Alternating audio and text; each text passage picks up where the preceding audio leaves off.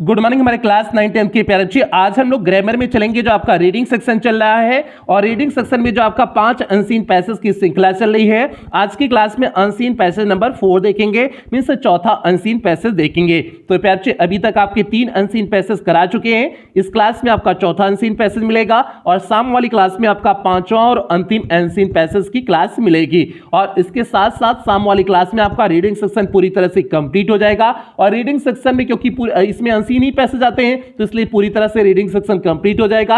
इसके साथ साथ आपकी बोर्ड परीक्षा में 10 नंबर भी पक्के हो जाएंगे। अगर आपने 5 अनसीन पैसेज की क्लास देख लिए हुए हैं तो आपकी बोर्ड परीक्षा में पूरी गारंटी के साथ कह रहे हैं कि 10 नंबर पूरी तरह से पक्के हो जाएंगे। क्योंकि हमने इन 5 अनसीन पैसेज में जिस तरह से आपकी बोर्ड परीक्षा में अनसीन पैसेज पूछता है उस प्रकार से हमने अनसीन पैसेज रखे हुए हैं और उस प्रकार से हमने उस अनसीन पैसेज में क्वेश्चन बनाए हुए हैं। तो इसलिए प्यारे बच्चे बहुत महत्वपूर्ण समय आपके लिए चल रहा है, तो इसलिए एकदम ध्यान से सारी क्लासों को अटेंड करते चलिए। तो जल्दी से हम लोग आज की क्लास शुरू करते हैं। क्लास शुरू करने से पहले आपको बता देते हैं ये आपकी ग्रामर की क्लास नंबर 41 है, मींस 41वीं ग्रामर की क्लास है। अब तक आपकी 40 क्लास ग्रामर की हो चुकी है, जिसमें हमने अभी तक आपका टाइप्स ऑफ सेंटेंस करा चुके हैं, पार्ट ऑफ सेंटेंस में सब्जेक्ट प्रेडिकेट करा चुके हैं, पार्ट ऑफ स्पीच नाउन से लेकर के इंटरजेक्शन तक करा चुके हैं, narration means direct indirect speech करा चुके हैं, voice means active passive voice करा चुके हैं, पंक्चुएशन कंप्लीट करा चुके हैं, स्पेलिंग कंप्लीट करना आपका कंप्लीट करा चुके हैं। उसके साथ साथ ट्रांसलेशन भी आपका हो चुका है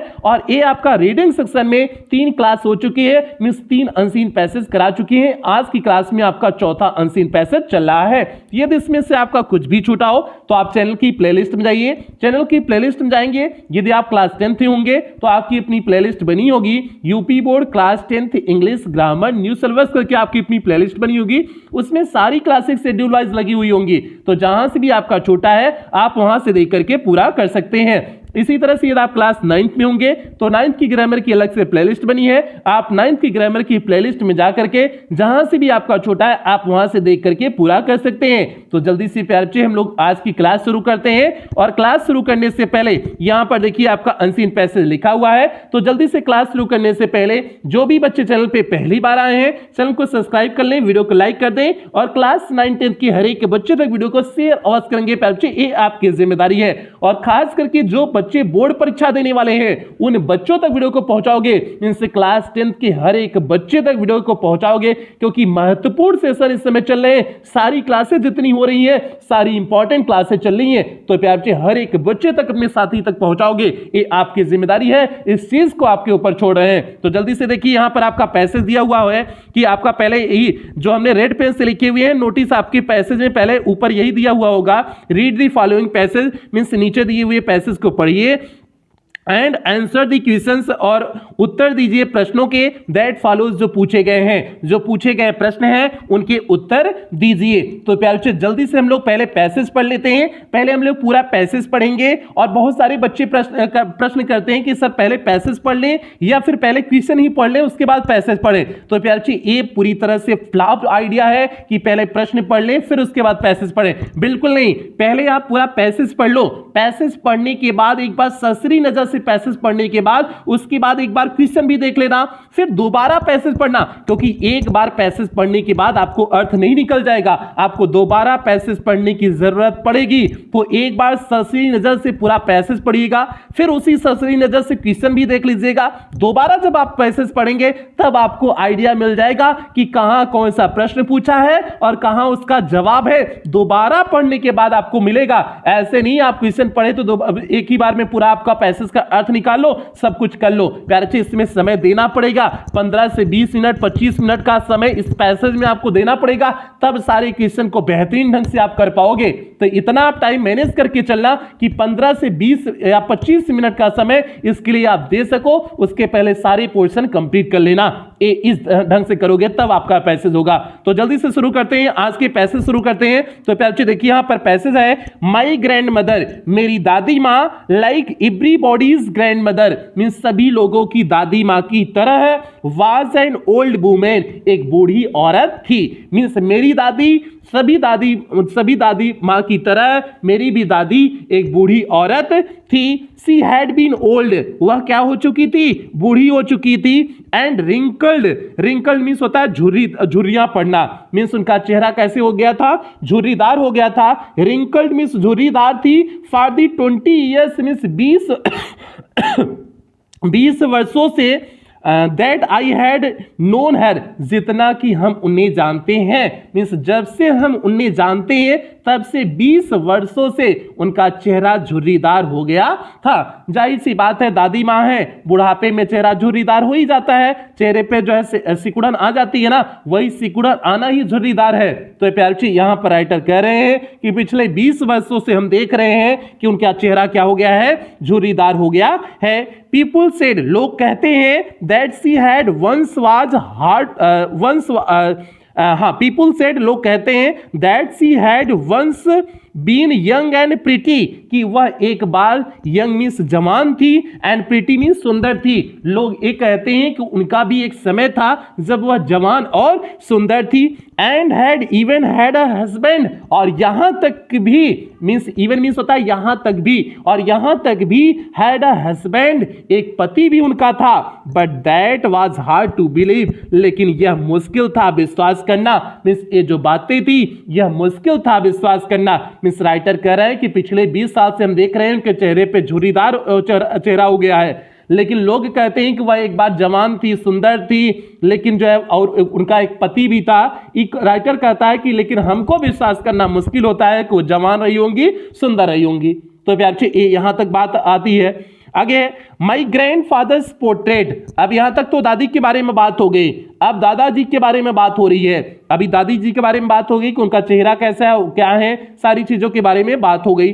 अब देखिए आगे क्या दिया हुआ है, माई ग्रैंड फादर, मेरे दादाजी की पोर्ट्रेट हंग, मेरे दादाजी की तस्वीर, पोर्ट्रेट मीन्स होता है तस्वीर, मेरे दादाजी की तस्वीर हंग मीन्स लटकी हुई थी। एबव दी mental peace means mental peace पर, अग्नि स्थान के ऊपर रखा हुआ जो स्थान होता है उसे बोलते हैं अग्नि स्थान, मेंटल पीस। तो मेंटल पीस के ऊपर इन दी ड्राइंग रूम मीन्स बैठक का कमरा, बैठक के कमरे में मेंटल पीस के ऊपर मेरे दादाजी की तस्वीर क्या थी, हंग थी, मीन्स लटकी हुई थी। दादी के बारे में बात हो गई, अब दादाजी के बारे में बात हो रही है कि मेरे दादाजी की तस्वीर कहां पर लटकी हुई थी, बैठक वाले कमरे में मेंटल पीस के ऊपर लटकी हुई थी। मतलब दादाजी का काम तमाम हो चुका है, मतलब वो खत्म हो चुके हैं, मर चुके हैं, तभी तो तस्वीर लटकी हुई है, नहीं तो काहे को तस्वीर लटकती, दादाजी खुद ही जो है सामने आ जाते हैं, तो मतलब दादाजी मर गए हैं।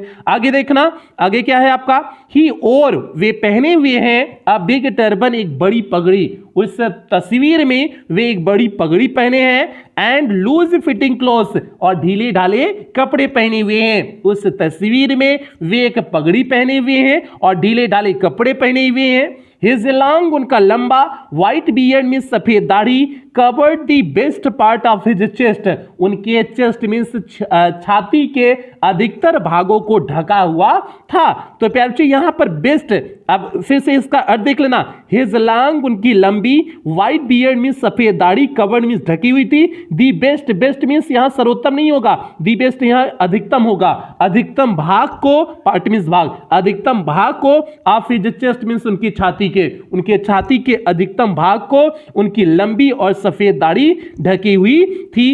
एंड ही लुक्ड, और वह दिखते थे एटलीस्ट 100 ईयर्स, मतलब 100 साल के दिखते थे। उस तस्वीरिया में ऐसा प्रतीत होता था कि हमारे दादाजी कितने साल के हैं, 100 साल के हैं। आगे देखते हैं, आगे क्या है, आगे है आपका, आगे कहां तक पहुंचे हुए हैं, हाँ, he did not look the sort of person, वह उस प्रकार के व्यक्ति नहीं प्रतीत होते थे, who would have a wife, जिनकी एक पत्नी रही होंगी, आर अ चिल्ड्रन, या फिर बच्चे रहे होंगे।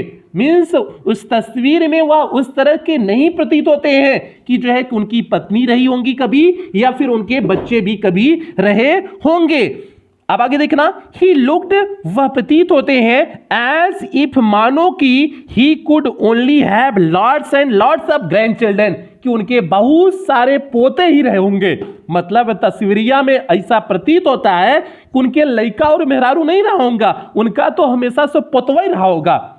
अब ये बच्चा है, यहाँ जो राइटर है, राइटर अभी छोटे बच्चे हैं, मीन्स ये बाद में लिखे हुए भले हैं, लेकिन जो है अपनी बचपन की चीजें याद करके लिख रहे हैं। तो अब उन्हें तो वही लग रहा था कि मतलब कि जो है कि उस तस्वीर से देख करके पता चल रहा है कि कभी पति और फिर उनका बच्चा कभी रहा ही नहीं होगा, इतने बूढ़े से प्रतीत होते हैं। उनको लगता है कि उसको जो है हमारे दादाजी को केवल ग्रैंड चिल्ड्रन रहे होंगे, मीन्स पोता ही पोती रहेंगे, उनका जो है कोनो जो है लड़का और मेहरारू नहीं रहा होगा। प्यार बच्चे आगे देखते हैं, आगे क्या है। As far my grandmother, जहां तक मेरी दादी माँ का बात है, बीइंग यंग एंड प्रिटी, और उनके सुंदर और जवान होने की बात है, जहां तक मेरे दादी माँ की सुंदर और जवान होने की बात है, the thought was almost revolting, यह विचार हमेशा रिवोल्ट करता है। रिवोल्ट मीन्स घिनौना है, यह विचार करना भी घिनौना है। मीन्स रिवोल्टिंग मीन्स होता है विद्रोह करना, अर्थात घिनौना। तो प्यारे बच्चे, जहां तक मेरी दादी के जवान और सुंदर होने की बात है, यह विचार ही घिनौना है, अर्थात जो है उसको विश्वास ही नहीं हो रहा है कि उसकी दादी भी कभी सुंदर रही होंगी। अभी छोटवार बच्चा है ना, बच्चा कहा जाने की जवानी कब कब आती है, कब जो है लोग सुंदर होते हैं, कब एक दूसरे के प्रति अट्रैक्ट होते हैं, कब एक दूसरे को लाइन मारते हैं, ये कुल बच्चा कहा जाने। ये छोटवार बच्चे अभी है, मतलब जो है अभी 12-14 साल के हैं, 12-14 साल के, 14 साल के तो हाई स्कूल के बच्चे कुल ही जान जाते हैं, मतलब 10-12 साल के हैं। यहाँ पर बात समझ में आ रही है। तब ये कह रहे हैं कि हमको विश्वास ही नहीं होता है कि जो है हमारी दादी कभी जवान और जो है सुंदर रही होंगी, ये विचरवा ही घिनौना है। आगे देखो, सी ऑफन टोल्ड, वह हमेशा कहा करती थी, अस ऑफ दी गेम्स मीन्स खेलों के बारे में, वह हमेशा खेलों के बारे में बताया करती थी। She used to play as a child, जब वह खेला करती थी in as a child means एक बच्चे के समान, जब वे अपने बचपन में जो खेला करती थी उन खेलों के बारे में बताती थी। दैट सीम्ड क्वाइट एब्सर्ड, जो बहुत बेतुका सा प्रतीत होता था, एंड अनडिग्निफाइड, और अप्रतिष्ठित प्रतीत होता था। ऑन हर पार्ट, उनकी जो भूमिका होती थी वह बड़ा एब्सर्ड मीन्स बेतुका और अनडिग्निफाइड मीन्स अप्रतिष्ठित प्रतीत होता था।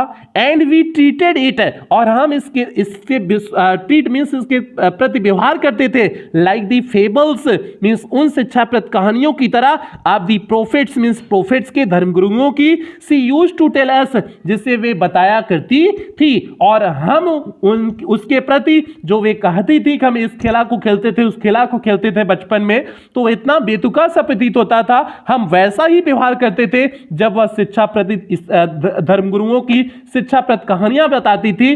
तब जो हम उनके प्रति जो एक्शन करते थे, जैसा व्यवहार करते थे, वैसा यहां पर भी व्यवहार करते थे। मींस ये बच्चा फेबल्स भी कहानी नहीं सुना करता था, जो फेबल्स की कहानियां शिक्षा प्रति कहानी उसकी दादी मां बताती थे, उसको भी यह ध्यान से सुनता नहीं था, मतलब कलयुगी बच्चा था। ठीक है, आगे देखो, आगे है, she had always been short, वो हमेशा कैसी थी, छोटी थी, शॉर्ट मीन्स छोटी थी, एंड फैट मोटी थी, एंड स्लाइटली बेंट, और थोड़ा सा झुकी हुई थी। मीन्स वह हमेशा ऑलवेज शॉर्ट मीन्स छोटी, फैट मीन्स मोटी, स्लाइटली बेंट मीन्स थोड़ा सा झुकी हुई थी। तो बताओ, अगर कौनो मेहरारू छोटवार हो, मोटी सी हो और झुकी हुई हो, तो बताओ कितना बूढ़ी लगेंगी, बहुत ही बूढ़ी लगेंगी ना। तो भैया वही इन्हें लग रहा है। ठीक है, ये प्यार हो गया। आगे देखते हैं, हर face was criss cross of wrinkles, उनका जो चेहरा था क्रिस क्रॉस मीन्स आड़ा तिरछा, क्रिस क्रॉस मीन्स होता है आड़ा तिरछा, आड़ा तिरछा उस पे किस क्या थी, ऑफ रिंकल्स मीन्स झुर्रियां थी, आड़ी तिरछी उस पे झुर्रियां थी, मीन्स उनके चेहरे पे आड़ी तिरछी झुर्रियां थी। Running from everywhere to everywhere, जो पूरी शरीर पर जो है पड़ी हुई थी, एवरीवेयर टू एवरीवेयर मीन्स सभी से सभी जगह, सभी से सभी जगह मीन्स पूरे शरीर पर, मीन्स उनके शरीर पर आड़ी तिरछी झुर्रियां पूरे शरीर पर पड़ी हुई थी। तो प्यारे बच्चे, ये आपका पैसेज हो गया, ये आपका अनसीन पैसेज हो गया। उम्मीद करते हैं आप इस अनसीन पैसेज को समझ गए होंगे। और ये अनसीन पैसेज नहीं है, ये 11th के, जब आप 11th में जाओगे, अगले सत्र में जब हम आपको पढ़ाएंगे 11th में, तो वहां पर पहला चैप्टर ही यही है। ये जो है पहला चैप्टर है, चैप्टर की कहानी है दी पोर्ट्रेट ऑफ अ लेडी, आपका चैप्टर का नाम होगा दी पोर्ट्रेट ऑफ अ लेडी। ये चैप्टर से यहां पर लिया गया है।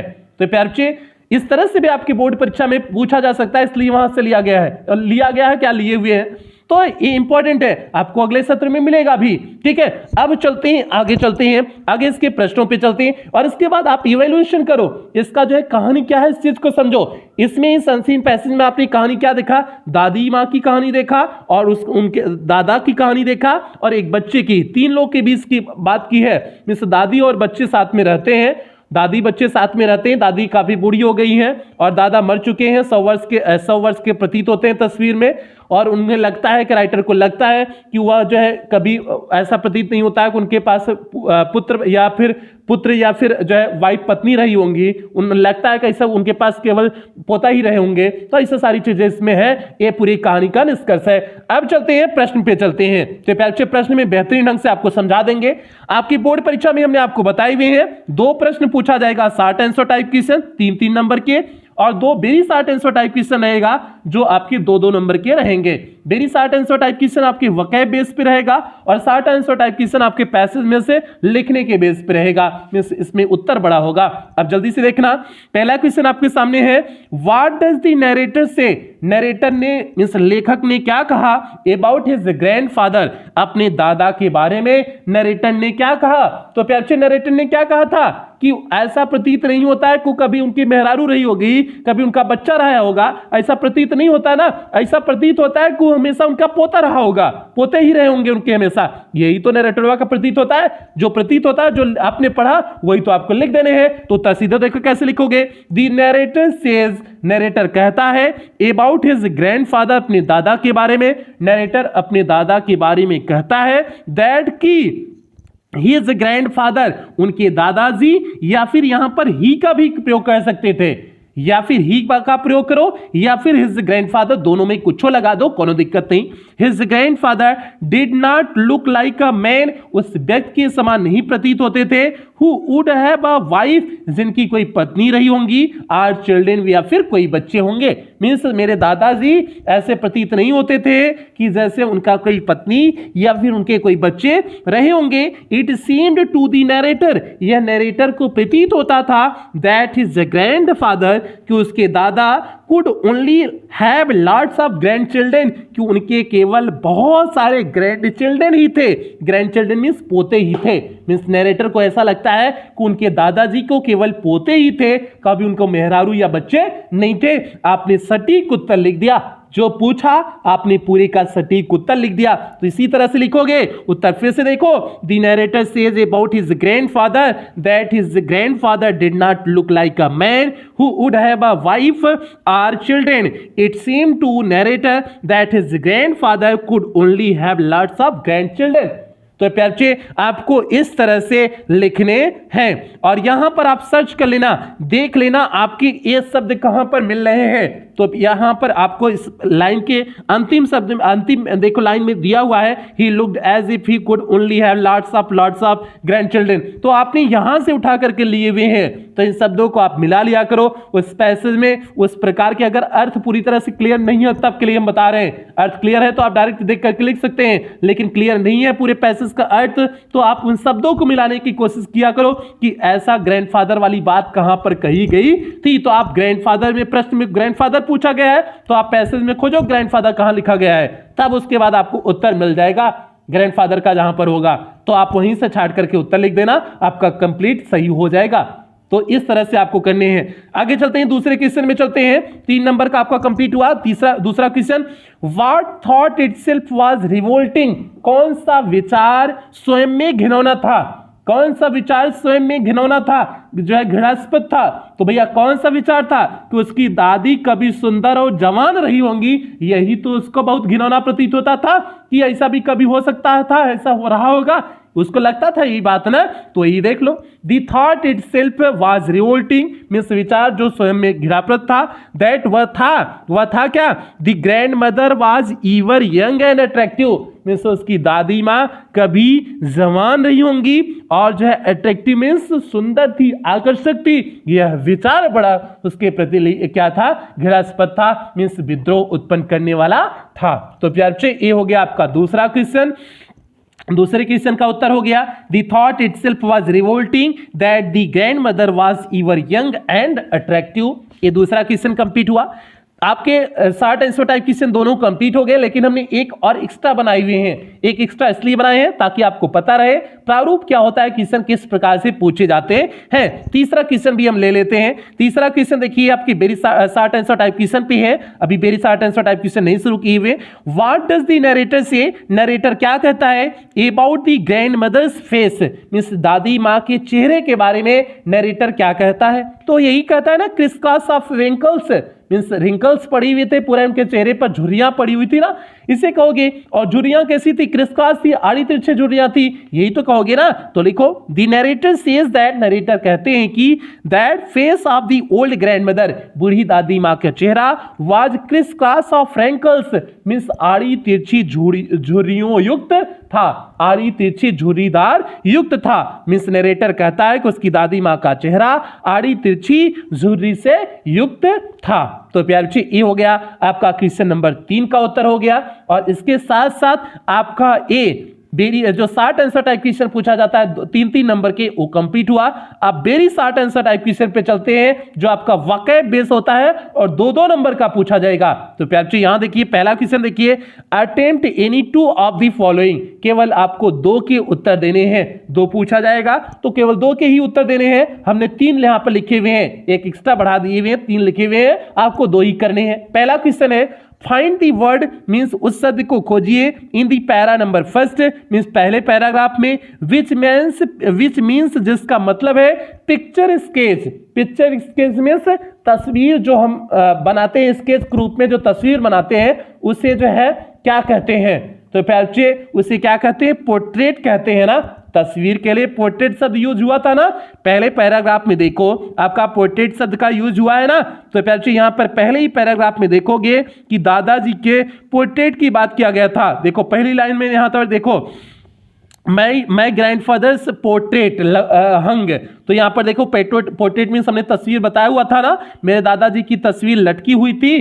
तो प्यारे पोर्ट्रेट मीन्स तस्वीर, और तस्वीर किस रूप में हो गया आपका? जो है स्केच के रूप में जो बनी हुई तस्वीर होता है उसे बोलते हैं पोर्ट्रेट बोलते हैं। तो आपने इस वर्ड के पहले पैराग्राफ में खोज लिया, इसका मीनिंग पिक्चर स्केच का मीनिंग क्या हो गया? पोर्ट्रेट हो गया। तो आंसर सीधे इसी तरह से लिखोगे, answer portrait, 2 number confirm, 2 number आपके पक्के हो गए। बस आपने इतने कर दिए, उस वर्ड की मीनिंग समझ करके आपने लिख दिए, आपका उत्तर कंप्लीट हो गया। आगे देखो दूसरा इसमें क्या पूछा गया है, find the word in the para number 2, means paragraph number 2 में शब्द को खोजना है। दैट मींस अपीयर्ड, जिसका मतलब है अपीयर्ड मींस प्रकट होना या प्रतीत होना। तो प्रतीत होने के लिए प्यारे बच्चे जब आप सेकेंड पैराग्राफ खोजोगे तो सेकेंड पैराग्राफ में आपको एक शब्द मिलेगा सीम्ड। तो प्यारे बच्चे आपको खोज करके दिखा देते हैं, सेकेंड पैराग्राफ में आपको खोज करके दिखा भी देते हैं कि आपका सीम्ड वर्ड कहां है। ये आपका सेकेंड पैराग्राफ है। अब इसमें देखो हाँ सीम्ड देखो चौथी लाइन में देखो, चौथी लाइन में she used to play as a child that seemed quite absurd, जो प्रतीत होता था बिल्कुल बेतुका सा प्रतीत होता था। तो प्यारे यहां पर चौथी लाइन में आपको सीम्ड मिल गया ना, तो आपको यहां पर क्या हो जाएगा? सीम्ड हो जाएगा। इसका उत्तर क्या हो जाएगा कि जिसका मतलब हो अपीयर्ड मींस प्रकट होना, मींस वैसा प्रतीत होना, तो क्या हो जाएगा? सीम्ड हो जाएगा। सीधे उत्तर लिखोगे सीम्ड, आपके 2 नंबर पक्के हो गए। केवल 2 ही करने थे, तीसरा भी आपको बता देते हैं क्या है। फाइंड द वर्ड मीन्स शब्द को खोजिए इन दी पैराग्राफ नंबर 2, मीन्स दूसरे पैराग्राफ में। दैट मीन्स जिसका मतलब है ओल्ड स्टोरीज, पुरानी कहानियां, दैट टीच मोरल लेसन्स, जो हमें शिक्षाप्रद चीजों को, शिक्षाप्रद पाठ को पढ़ाते हैं, उसको लिखिए जो टीच करती है। तो भैया उसी तो फेबल्स कहते हैं, शिक्षाप्रद कहानियां हमने पहले भी बताया हुआ था फेबल्स का। तो प्यारे वो आपका क्या होता है? फेबल्स होता है। तो हमने आप देख लीजिए सेकेंड पैराग्राफ में, इसे भी देख लीजिए, आपको मिल जाएगा फेबल्स। देखिए यहां पर इसमें आपको छठे लाइन में देखिए, part we treated it like the fables of the prophets. तो फेबल्स आपको मिल गया, हमने फेबल्स आपको बताया हुआ था। फेबल्स मींस होता है शिक्षाप्रद कहानियां। तो प्यारे ये हो गया कि old stories that that is moral lessons आपका हो जाएगा फेबल्स। तो यहीं पर आपका ए आपका अनसीन पैसेज पूरी तरह से कंप्लीट होता है। हमने इसमें हर प्रकार के प्रश्न उठाए, जहां से आपके बोर्ड परीक्षा में प्रश्न आएंगे वहां से हमने हर एक प्रकार के प्रश्नों को उठाए हुए हैं। उम्मीद करते हैं आप सब कुछ बेहतरीन ढंग से समझ गए होंगे, कहीं कोई दिक्कत नहीं हुई होगी। अब आपका पांचवा और अंतिम अनसीन पैसेज शाम वाली क्लास में मिल जाएगा और उसके बाद शाम वाली क्लास में आपका रीडिंग सेक्शन पूरी तरह से कंप्लीट हो जाएगा। फिर उसके बाद हम लोग राइटिंग सेक्शन, अंतिम और राइटिंग सेक्शन पे चलेंगे। राइटिंग सेक्शन आपका है क्या, एप्लीकेशन राइटिंग और इसके बाद article writing means essay writing. बस इतना है, 2 टॉपिक और बचा है, उसके बाद आपका सिलेबस कंप्लीट हो जाएगा। तो प्यारे बच्चे आज की क्लास यहीं कंप्लीट करते हैं। कंप्लीट करने से पहले जो भी बच्चे चैनल पे पहली बार आए थे चैनल को सब्सक्राइब कर लेंगे, वीडियो को लाइक कर देंगे और ये आपकी जिम्मेदारी है प्यारे बच्चे, क्लास 9 10 के हर एक बच्चे तक वीडियो को पहुंचाना है, ये आपकी जिम्मेदारी है। और खास करके जो बच्चे ग्रामीण क्षेत्र से बिलोंग करते हैं, जिन बच्चों की इसकी सख्त आवश्यकता है, जो कोचिंग स्कूल नहीं जा पाए हुए हैं, जो किताब तक नहीं खरीद पाए हैं, उन हर एक बच्चे तक आप वीडियो को शेयर करोगे और क्लास 10 के जितने बोर्ड परीक्षा देने वाले हैं उन हर एक बच्चे तक वीडियो को आप पहुंचा दोगे, ये आपकी जिम्मेदारी है। तो प्यारे बच्चे उम्मीद करते हैं आप अपनी जिम्मेदारी को बखूबी निर्वहन करेंगे और इन्हीं उम्मीदों के साथ आज की क्लास कुछ बेहतरीन लाइनों के साथ समाप्त करते हैं। और समाप्त करने से पहले यदि आप हमारे ब्लॉगिंग चैनल से जुड़ना चाहते हैं तो नीचे जैसे सूरज यादव जौनपुर करके लिखा गया है उसी तरह से यूट्यूब पे सर्च करेंगे, मेरा ब्लॉगिंग चैनल मिल जाएगा, आप वहां से भी मुझसे जुड़ सकते हैं। तो प्यारे बच्चे बेहतरीन लाइन कुछ इस प्रकार की आज की क्लास की है, कठिन से कठिन समय की चुनौती भी केवल धैर्य और हिम्मत से जीती जा सकती है। तो प्यारे बच्चे अपने अंदर पेशेंस रखो और हिम्मत रखो और इसी से आपका नतीजा निकलेगा।